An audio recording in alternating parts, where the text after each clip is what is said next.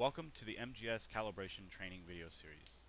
In this video, we are going to cover the procedure and components involved in isolating the pressure manifold for a pressure transmitter in order to perform a pressure calibration.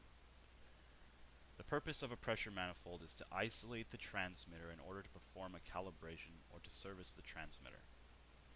It is also used to blow down the transmitter, meaning to let all of the air out of the manifold while the transmitter is online. This ensures an accurate and stable reading. There are three key components to a manifold. The isolation valve. It is used to isolate the transmitter from the process in order to perform a calibration or to service the transmitter. The vent valve. The vent valve is used to vent the remaining product in the manifold if the isolation valve is closed, or to let the air out if the transmitter needs to be blown down. The vent port. The vent port is where the product is released if the vent valve is opened. This usually has a threaded plug in it. To perform a calibration, close the isolation valve first. This isolates the transmitter. Next, remove the vent port plug. Then open the vent valve. Always remember to remove the vent plug before opening the vent valve.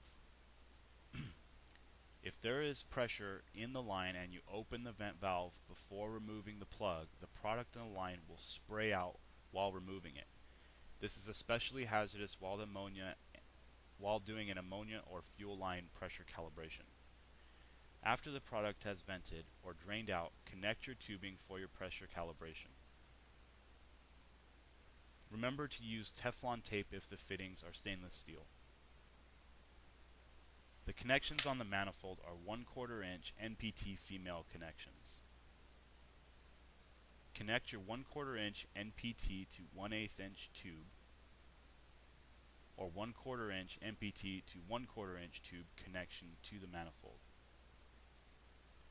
Make sure you have both ferrules in place and that they are facing the right direction.